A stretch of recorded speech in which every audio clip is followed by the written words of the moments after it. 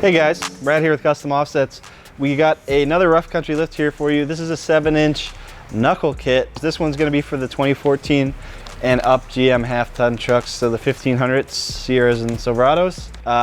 The other week we did one of their 7-inch bracket kits. Now we got the other version that they offer, which is their knuckle kit. How that differs is right here. Their new forged lift knuckles here, which will replace the factory ones. So on this kit, you'll actually keep the upper control arms in the factory location, but you're going to be using these new lift knuckles instead. Pretty much most of the other components are going to be the same between the two kits.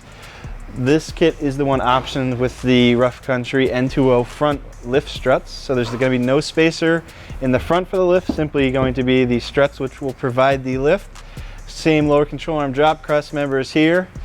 To lower, obviously, the lower control arms down. We got our front differential drop, got our front differential brace here as well. Skid plates for the front diff once it's lowered, CV axle spacers, and then the new sway bar extensions. These are pretty, this is a spaghetti noodle, apparently.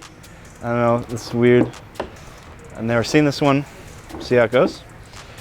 Got all your hardware here, lots of good hardware. In the back, this one as well is going to have the new Rough Country N3 premium shocks that they just came out with, and then their anti-wrap block system here for the rear, and then the U-bolts and nuts as well for that.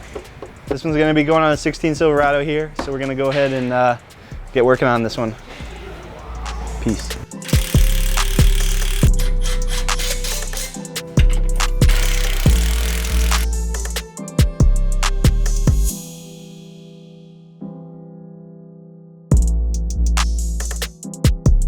All right guys, 7-inch Rough Country, got it installed on the truck here. It's up in the air so you can take a look at it.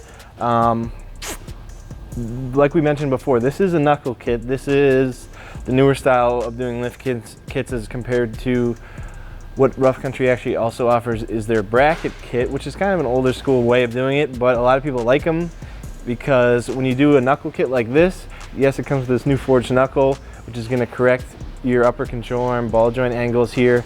Obviously the truck's in the air right now at full droop, so everything's kind of maxed out. Drawback with a knuckle kit like this is it actually is going to increase your front track width, meaning that your front wheel is actually going to get pushed out further than it was stock.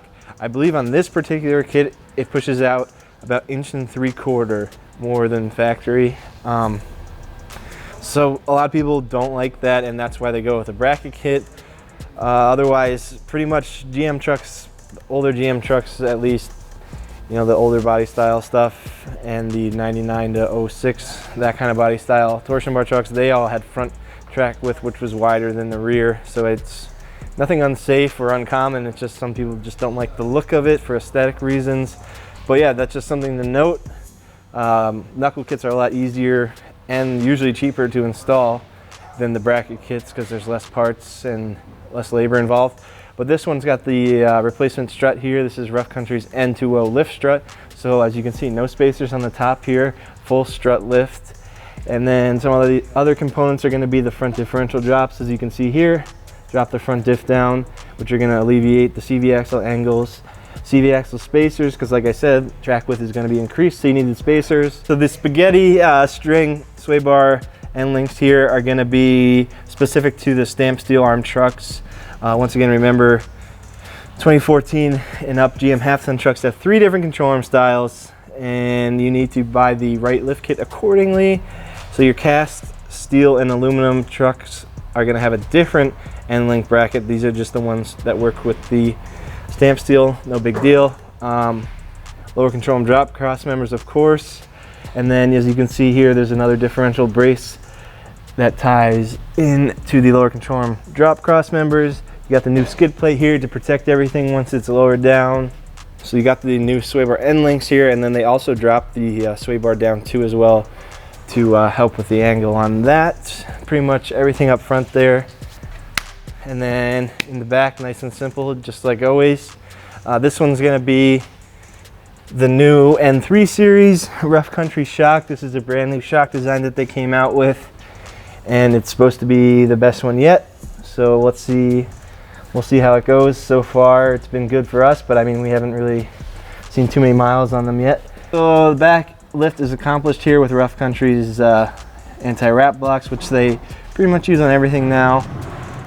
How it works is it kind of distributes the load, I guess you would say, of the leaf spring better to basically give you better leverage on the axle and prevent axle wrap. That's how that works.